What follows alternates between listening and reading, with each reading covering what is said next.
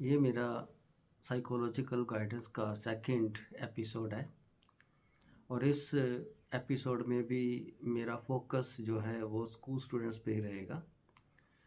और इसमें जो मेरा मेन आइडिया है जिस पे मैंने सोचा है कि हमें स्टूडेंट्स को, टीचर्स को, पेरेंट्स को और ट्यूटर्स को गाइड करना है, वो मेमोरी प्रोसेस पे है।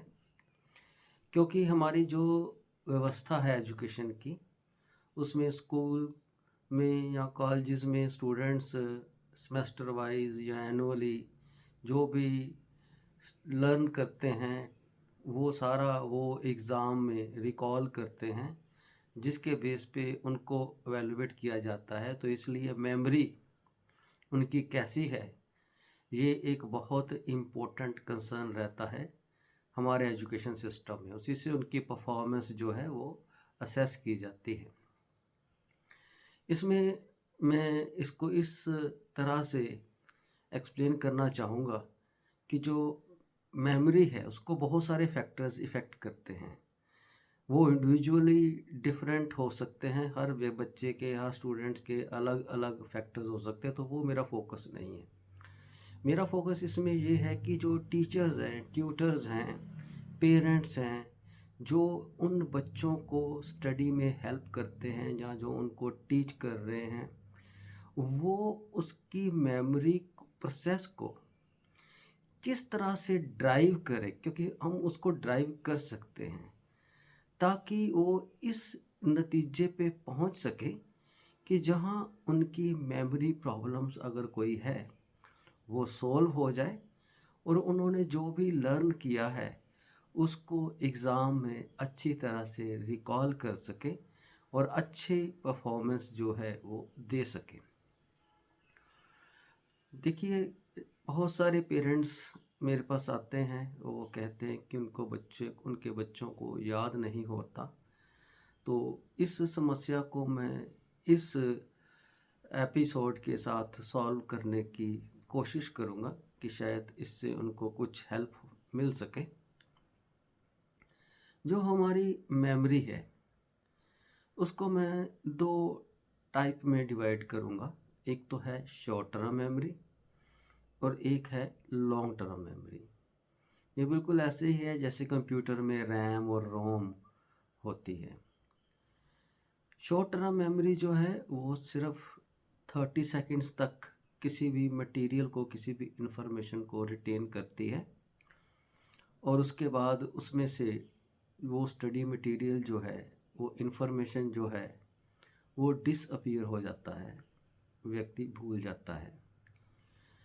लेकिन अगर हमने उसको लंबे समय तक याद रखना है तो इसके लिए ज़रूरी है कि शॉर्ट टर्म मेमोरी में जो भी मटेरियल स्टोर किया है उसको लॉन्ग टर्म मेमोरी में ट्रांसफ़र कर दिया जाए। ये बिल्कुल वैसे ही है कि जैसे आप कंप्यूटर पे काम कर रहे हो, कंप्यूटर पे कुछ टाइप कर रहे हो, कंप्यूटर पे कुछ सॉल्व कर रहे हो और अचानक से कंप्यूटर बंद हो जाए, लाइट चली जाए तो वो डिसअपीयर हो जाएगा, वो आपको कंप्यूटर में दोबारा नहीं मिलेगा।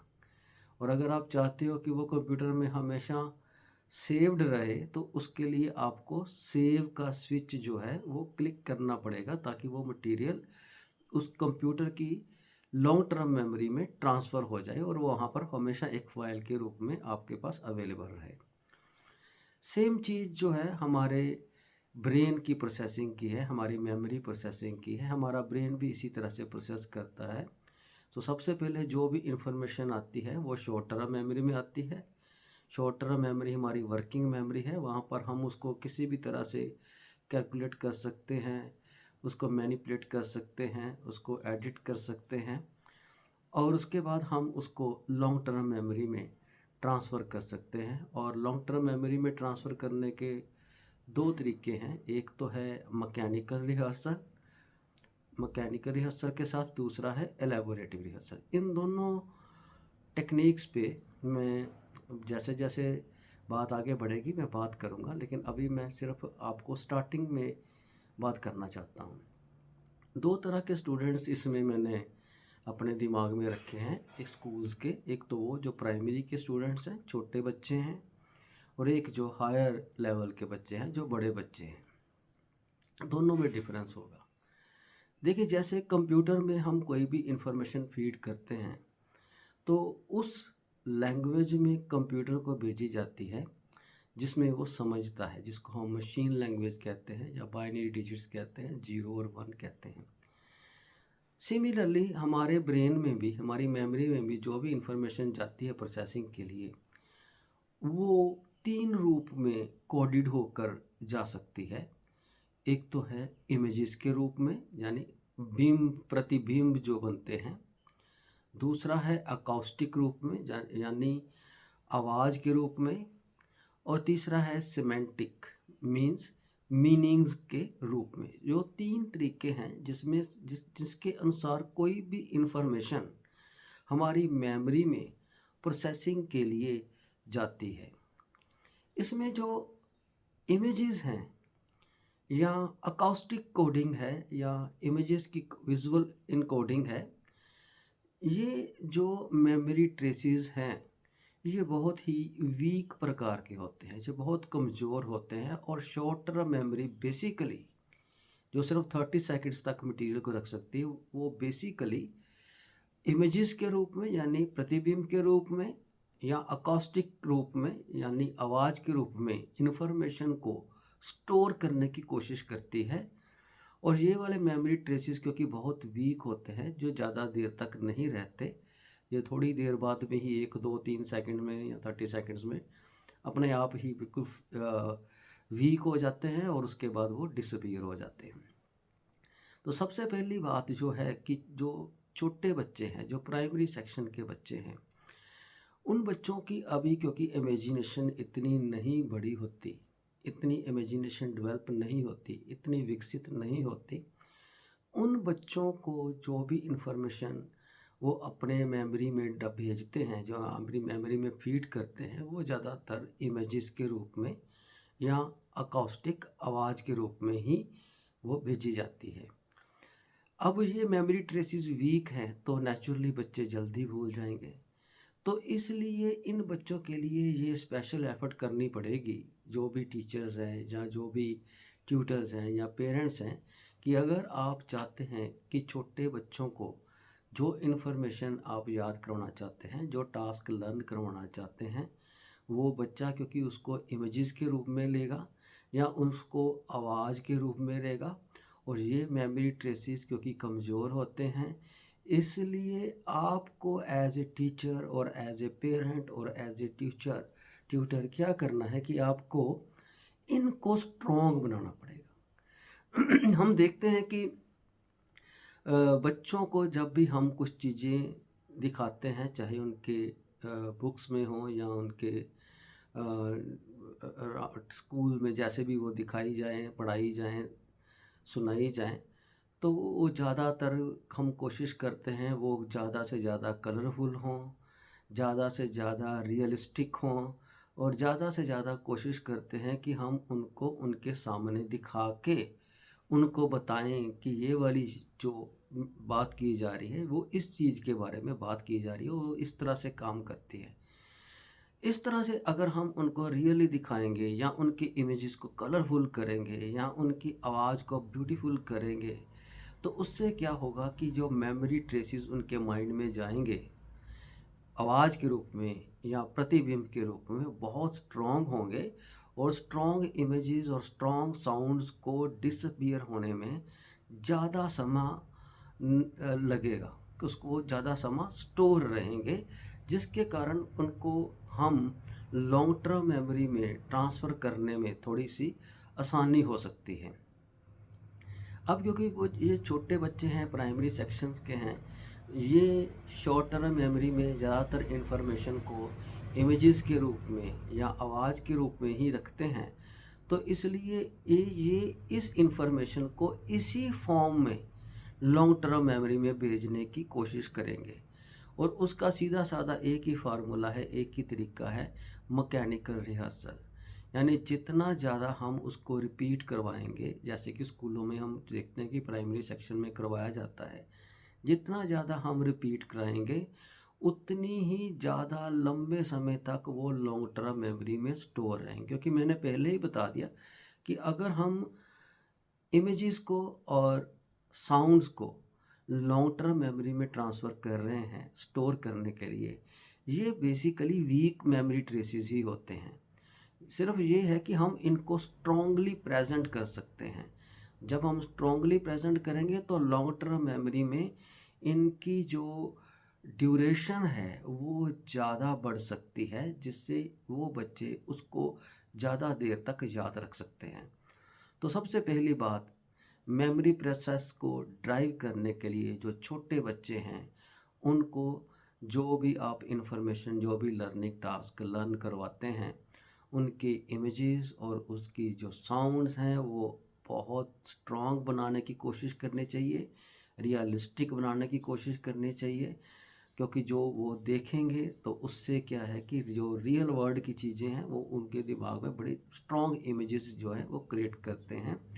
और उसके बाद दूसरा पॉइंट है कि आप उसको मैकेनिकल रिहर्सल करवाते हैं, यानी उसको बार बार दोहराते हैं, क्रैमिंग करवाते हैं, रिपीट करवाते हैं। तो जितनी ज़्यादा बार हम उसको रिपीट कराएंगे तो उतने ही ज़्यादा देर तक लॉन्ग टर्म मेमोरी में वो स्टोर रहेंगे, जिससे उनको एग्ज़ामिनेशन में उसको रिकॉल करने में ज़्यादा आसानी होगी और वो ज़्यादा अच्छा परफॉर्म कर सकते हैं। तो ये तो पहली बात रही प्राइमरी के लेवल के बच्चों की। लेकिन मैं आपको ये बताना चाहता हूँ कि तीसरा जो वे है जिसमें मेमोरी प्रोसेसिंग में इंफॉर्मेशन जो है वो इनकोड होती है, वो है सिमेंटिक, यानी मीनिंग्स के रूप में।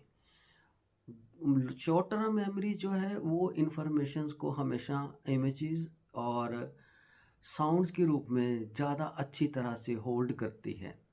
लेकिन लॉन्ग टर्म मेमोरी में जो भी इंफॉर्मेशन है वो मीनिंग के रूप में ज़्यादा बेहतर तरीके से जो है स्टोर की जा सकती है।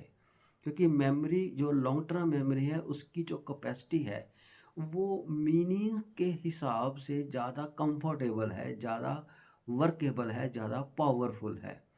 तो इसलिए जब हम बच्चों को जो हायर लेवल के हैं या छोटे भी हैं, तो जितना ज़्यादा इन्फॉर्मेशन को मीनिंगफुल फॉर्म में एक्सप्लेन करेंगे, उसके बैकग्राउंड में ज़्यादा जाएंगे, उसकी डिटेल में ज़्यादा जाएंगे, उसको एक्सप्लेन ज़्यादा करेंगे, तो उससे क्या होगा कि लॉन्ग टर्म मेमोरी में जो मटेरियल, जो इन्फॉर्मेशन ट्रांसफ़र होगी, ये ट्रांसफ़र होने का दूसरा तरीका वो जो मैंने पहले शुरू में बताया था, वो था एलेबोरेटिव रिहर्सल। यानी जो मटेरियल है, अगर आप उसको लॉन्ग टर्म मेमोरी में ट्रांसफ़र करना चाहते हो तो आप उसको जितना ज़्यादा एलेबोरेट कर सको, जितना ज़्यादा बैकग्राउंड में जा सको, जितना ज़्यादा कंटेक्सचुअल एक्सप्लेनेशन कर सको। लेकिन इसके लिए ये बहुत ज़रूरी है कि टीचर, ट्यूटर और पेरेंट्स बच्चों को, पर्टिकुलरली हायर लेवल के बच्चों को जो भी पढ़ा रहे हैं, टीच कर रहे हैं या लेक्चर डिलीवर कर रहे हैं, उनको उस टॉपिक पे, उस कंसेप्ट पे, उस इंफॉर्मेशन पे अच्छी तरह से नॉलेज होनी चाहिए। क्योंकि अगर उनको नॉलेज नहीं होगी तो वो उसको उस बेहतर तरीके से एक्सप्लेन नहीं कर पाएंगे, उसकी डिटेल एक्सप्लेनेशन में नहीं जा पाएंगे, उसका कॉन्टेक्स्ट जो है उसको बेहतर तरीके से नहीं बता पाएंगे। तो उससे फिर क्या होगा कि लॉन्ग टर्म मेमोरी में वो ज़्यादा अच्छे तरीके से एलेबोरेटरी रिहर्सल की टेक्निक से नहीं जा पाएगा। तो इसलिए ये बहुत ज़रूरी है कि हायर लेवल की जो स्टडी है, हायर लेवल की जो एजुकेशन है, उसमें जो टीचर हैं वो इंफॉर्मेशन को जितना ज़्यादा मीनिंगफुल बना सकें और जितना ज़्यादा एलेबोरेट कर सकें, उतना ही ज़्यादा अच्छा होगा। जैसे एक तरीका है, जैसे हम सिंपल सी बात कर सकते हैं कि सपोज़ एक वर्ड है, Shyam is a good boy. अब छोटे बच्चों को इसको याद करना है तो वो क्या करेगा, वो बार बार यही रिपीट करेगा, Shyam is a good boy, Shyam is a good boy, Shyam is a good boy. This is a mechanical rehearsal. और जितना ज़्यादा हम शाम को और उसको ज़्यादा स्ट्रॉन्ग इमेजेस के रूप में प्रेजेंट कर सकेंगे, तो उससे ज़्यादा लंबे समय तक लॉन्ग टर्म मेमोरी में उनके वो साउंड और इमेजेस जो हैं वो सर्वाइव कर सकते हैं।